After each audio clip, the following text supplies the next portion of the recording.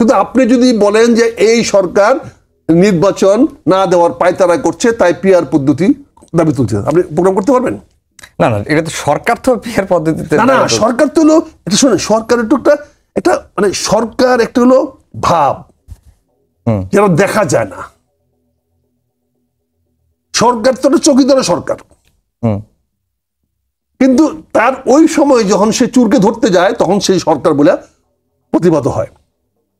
আদালত সরকার বলে কোনো জিনিস তো দেখা যায় না কোথাও। কাজে আপনি যখন একটা অনুষ্ঠান করবেন বা আমাদেরকে একটা বক্তব্য দিবেন, এই বক্তব্যটা যদি সরকারের বিরুদ্ধে যায় তখনই দেখবো আমাদের মামলা খাইতে হবে, আমাদের ইনকাম ট্যাক্স ফাইল টান দিবে, আমাদেরকে বিভিন্নভাবে হয়রানি করা হবে, আমাদেরকে মব জাস্টিসে ভয় দেখানো হবে। কেন দেখানো হবে? যে আমরা অমুক দিন অমুক টক শোতে বা অমুক টিভি শোতে বা অমুক জায়গায় সরকারকে আমরা আক্রমণ করেছিলাম। কাজে আমি বলছি এই জন্য ভাই, আপনি কথাটা যদি বলছি, আমি কিন্তু ব্যক্তিগত বিশ্বাস করি যে সরকার 5ই আগস্ট ডক্টর ইউনূস সাহেবের ভাষণটা বা জুলাই যে ঘোষণাটা দিয়েছেন, এটা পয়েন্টের পক্ষে বিপক্ষে অনেক পয়েন্ট আছে, তারপরে আমি বলবো ওনার উদ্দেশ্যটা যে সৎ এটা উনি প্রমাণ করেছেন। জি, আমি আরেক বিশ্বাস করি যে কথা বলছেন। দ্বিতীয়ত উনি পরবর্তী দিনেই এই দিন রাত্রে জাতীয় উদ্দেশ্যে ভাষণ দিয়ে বলছেন যে আমি ইলেকশন কমিশনকে চিঠি দিয়ে বলে দেবো ইলেকশনের ডেট করতে। এখানে ওনার সৎ মনোভাব দেখেছি, এবং পরের দিন উনি ফেব্রুয়ারিতে নির্বাচন ঘোষণা চিঠি দিয়েছেন।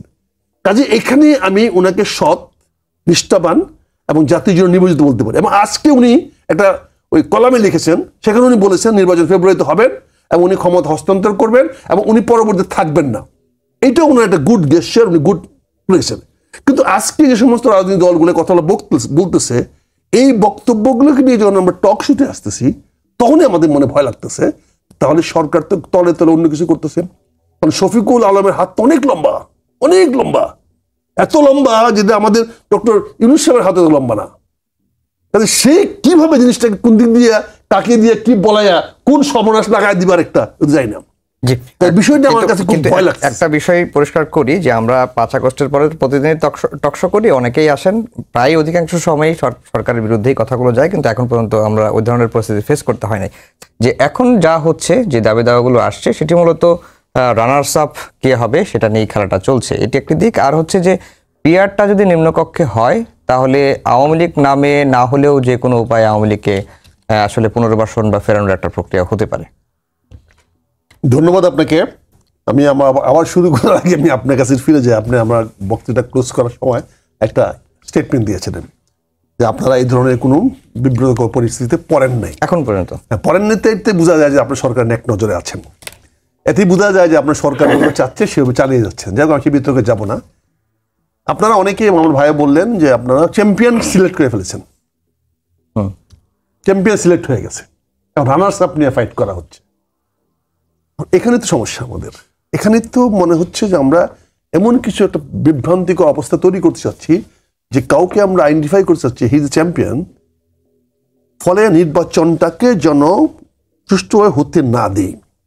কারণ চ্যাম্পিয়নটা যদি আমার চয়েস না হয় তাহলে চ্যাম্পিয়নকে ঠেকাও। এবং এই ধরনের বক্তব্য আমরা নির্বাচন কমিশনের বক্তব্য পাচ্ছি আমরা। ওনারা বলছেন একটি কেন্দ্রে যদি গন্ডগোল হয় তো সারা বাংলাদেশে উনি নির্বাচন বানচাল করে দেবেন, স্থগিত করে দেবেন, এমন বলছেন নেগেটিভ ভোটের প্রভিশন নিয়ে আসবেন। তার মানে একটা চ্যাম্পিয়নকে ধরে নিয়ে আমরা আগাচ্ছি যে এই চ্যাম্পিয়নটাকে আসতে দেওয়া হবে না। এবং ইতিমধ্যে তারেক রহমান সাহেব পরিষ্কার করেছেন যে উনি বলেছেন যে বিএনপিকে ঠেকানোর জন্য এখন অনেক পায়তারা শুরু হয়ে গেছে, অনেক ধরনের মুভমেন্ট শুরু হয়ে গেছে। কাজে এখানে চ্যাম্পিয়ন ধরে আগালে হবে না, আগাইতে হবে নির্বাচনটাকে কি করে আমি করাবো। পিআর পদ্ধতি চাইলেও না, গল্প কথা নিয়ে গল্প করে তো লাভ নাই। গল্প কথা তো লাভ দিয়ে 20 তলা উঠে যাওয়া যায়, লাভ দিয়ে তো উপন্যাসিক সিনেমা যখন বানায় সে মানে দেখায় দিল হিরো লাভ দিয়ে 20 তলা উঠে গেল। কেউ কি প্রশ্ন করে বাস্তবসম্মত কিনা? সিনেমা দেখে তালিয়ে মারে হিরো ওয়েল ডান।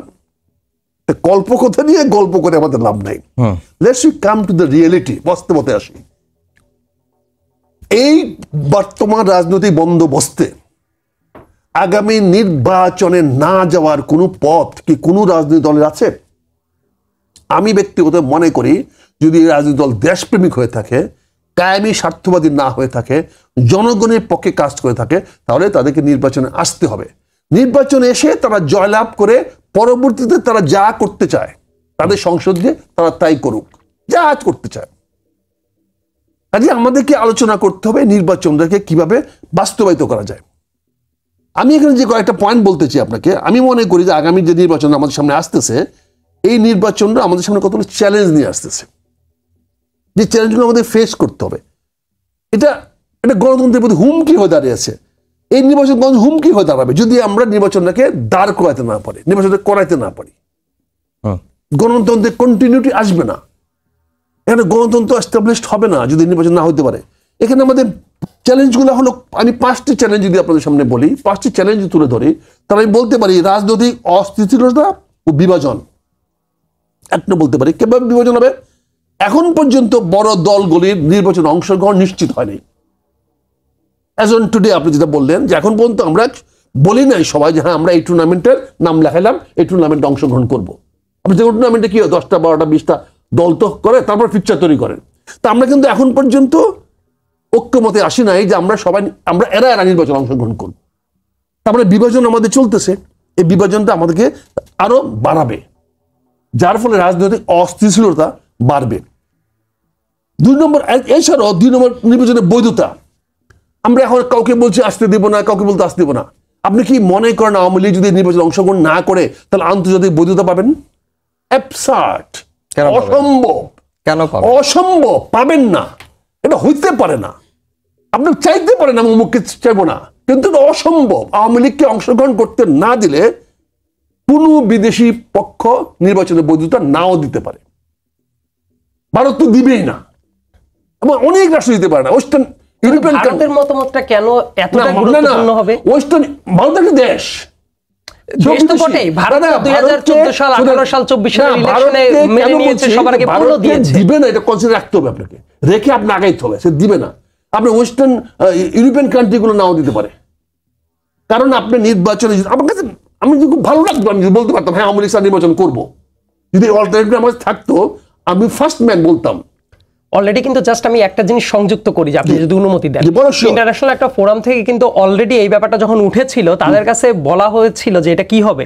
তারা কিন্তু লাস্টে যে স্টেটমেন্টটা দিয়েছে, পার্টিসিপেটরি মিন্স মানুষ যারা আছে ভোটার তারা ফ্রি অ্যান্ড ফেয়ারলি পার্টিসিপেট করতে পারছে কিনা, নট এসেনশিয়ালি দলগুলা। এটা স্টেটমেন্টটা কিন্তু অলরেডি আছে। জাতিসংঘের প্রতিনিধি যা বলে সে জাতিসংঘের কথা না, জাতিসংঘের মহাসচিব যা বলে সে জাতিসংঘের কথা না, ব্রিটিশ প্রাইম মিনিস্টার কি বলে সেটা ব্রিটিশদের কথা না।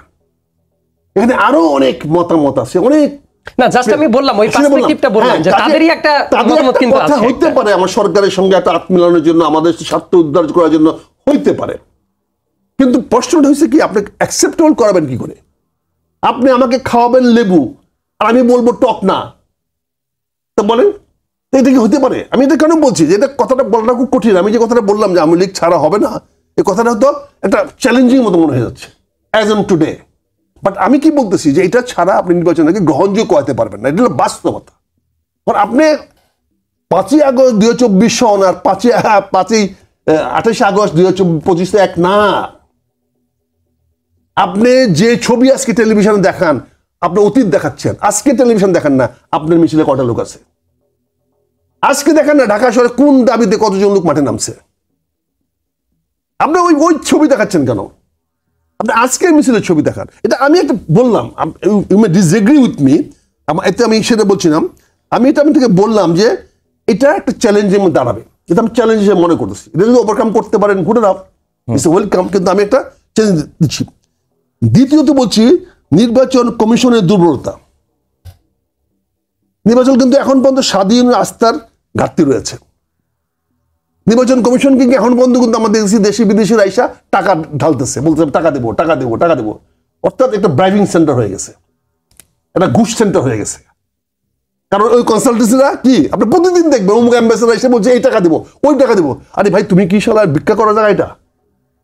তারা ওখানে গিয়ে কেন বলবে আমি তোমাকে অর্থ দিব? তারা না আমার কথা না, নয় অংশীদার, না অন্য অংশীদার। তুমি কে? তোমার চাইছি আমি? তোমাকে প্রোগ্রাম দিয়েছি? আমি বলছি তুমি কেন আমাকে? তার মানে তুমি আমাকে এলিউড করতেছো, তুমি আমাকে প্ররোচিত করতেছো একটা অপরাধে দিয়ে যাওয়ার জন্য। It is negative. আমি বলছি এটা আর দুটো চ্যালেঞ্জ, আর দুটো চ্যালেঞ্জ আসতেছি। সরি এই জন্য লিখে নিয়ে এত বুড়া হয়েছে তো মনে থাকুন সবকিছু, এই নোট নিয়ে আসি আর কি। মানবাধিকার লঙ্ঘন, এই যে আজকে একটু আগে হত্যার কথা বললেন, সাংবাদিকের লাশ পাওয়া গেছে নদীতে, না এটা তো হত্যা না পাওয়া গেছে, তার মানে it doesn't speak a good অবস্থা বলে না। কেন কি বললাম, বলে না আপনার একটু নিরাপদ না করতে বেরিয়ে গিয়ে যে ঘরে ফিরে আসবেন। এত বড় সুইসাইডাল ইস্যু হতে পারে, কারণ তার একটা নোট যেটা হোয়াটএভার হইতে পারে, কিন্তু কথা হচ্ছে যে আমাকে তো বুঝাইতে হবে। দুদিন পরে বললাম কেন, কাজে এখানে মানবাধিকার লঙ্ঘন, সহিংসতা, ভয় ভীতি, সংখ্যালঘুদের উপর বাদ দিয়ে দিলাম, কিন্তু আপনি তো একটা মব জাস্টিসের মতো পরিবেশ এখনো চলতেছে। এটা এখনো তো আপনি কথা বলতে পারছেন না। এই যে আমি এত যদি আওয়ামী লীগের কথা বলি আমি ঘরে ফিরে যেতে পারবো কিনা আমি জানি না। মব জাস্টিসের এটা, তাহলে এটা তো নির্বাচনের জন্য সঠিক না। আমরা মব জাস্টিস স্থির করে দিলেন ইলেকশনের সময়, তখন কি করবেন আপনি? তারপরে আস্তে আস্তে অর্থনৈতিক চাপ, যেটা আপনি খুব সুন্দর বলেছেন, মূল্যস্ফীতি ও অসন্তোষ যা নির্বাচনের পরিবেশ উত্তপ্ত করবে। যদি আগামী 7 মাসে জিনিসের দাম বাড়ে, তাহলে বলে ইলেকশনটা কোন জায়গায় যাবে? এটা আপনি বলেছেন, ফোকাস করেছেন যে এই জিনিসটা আসবে, এখন লেখালেখি শুরু হয়ে গেছে। আজকে আপনি আমরা নিউজে দেখিয়েছেন যে শাকসবজির দাম বেড়েছে। এই বাড়ানো অব্যাহত থাকে তো মানুষের আয় কি অব্যাহত আছে? আপনি ইতিমধ্যে সরকারি কর্মচারীদের কিছু বার্তা দিচ্ছেন, বেতন বাড়াবেন, বাট বাড়াবেন কোত্থেকে? খাজনাটা দিবে কি? আপনার 5টা চ্যালেঞ্জের কথা শুনলাম, একটা 5টা বলিনি তো, একটা চ্যালেঞ্জ রয়ে গেছে। সরি, আমি একটু নিরাপত্তা নিয়ে প্রশ্ন। আমরা কি নিরাপদ? ইলেকশনে সবচেয়ে বড় যে ইঞ্জিনিয়ারিংটা করা হয় ইলেকশনটাকে প্রভাবিত করার জন্য, সেখানে প্রশাসন এবং পুলিশের দায় সবচেয়ে বেশি। আমরা কি পুলিশের কাছ থেকে নিরাপদ? বাংলাদেশ কি এখন প্রশাসনের কাছ থেকে নিরাপদ? আপনি কি জানেন প্রতিটি থানায় কিভাবে প্রশাসন মানুষকে অত্যাচার করতেছে, কিভাবে টাকা আদায় করতেছে? আপনি 5-7 জন লোকের কাছে আজকে থানা জিম্মি, তাদেরকে আপনি চাঁদাবাজ বলতেছেন, কিন্তু চাঁদাবাজটা দিয়ে কি গেইন করতেছে তারা? তো চাঁদাবাজির বিনিময়ে ওসি বা ইউনোকে ব্যবহার করতেছে। চাঁদাবাজিটা তো সে টাকা চাইয়া নিতেছে না, তোমাকে ফেসিলিটি দেবো। কাজে এখানে আপনি নিরাপত্তার জন্য এখানে একটা চিন্তা করতে হবে। কাজে নিরাপত্তা কিভাবে দিবেন? এটা নিয়ে সব রাজনৈতিক দলই কনসার্ন জানিয়েছে। না, আমি বলতেছি যে জানিয়েছে, আপনি চ্যালেঞ্জের কথা বলছেন, তো এটা নিয়ে রাজনৈতিক দলগুলো কিন্তু অ্যাকশন হচ্ছে না। কাজে এই অ্যাকশন নিয়ে নির্বাচনে যদি কিভাবে হবে, আবার বলছি আমি, এই নির্বাচনটা ব্যাহত হলে একমাত্র বেনিফিট হবেন ডক্টর ইউনূস সাহেব। কিন্তু উনি বারবার বলার চেষ্টা করছেন আমি বেনিফিট নিতে চাই না। কাজে আমাদের সবাইকে, ওনাকে যদি ভালোবাসি, ওনাকে যদি আস্থা রাখি, তাহলে আমাদের সবাইকে ওনাকে সহযোগিতা করতে হবে। জি, অবশ্যই করবেন। জাতিসংঘের এই রিপোর্টটা কিন্তু অত্যন্ত মেলাফাইডি, এটা কিন্তু কোনো রেজলিউশন নিয়ে করে নাই, আলোচনা করে নাই, কিন্তু একটা স্টেটমেন্ট দিয়ে, ছবি দিয়ে ওরা করেছে, বিবিসিও করেছে। মেলাফাইডি, কারণ এটার সঙ্গে বিবিসির কাজের সাথে অবশ্যই জাতিসংঘের কাজটাকে আমি একসাথে মেলাতে চাই না। বিবিসি তো সংবাদ মাধ্যম, জাতিসংঘের এটা আলাদা। এটার সঙ্গে রোহিঙ্গাদের বাণিজ্য আছে।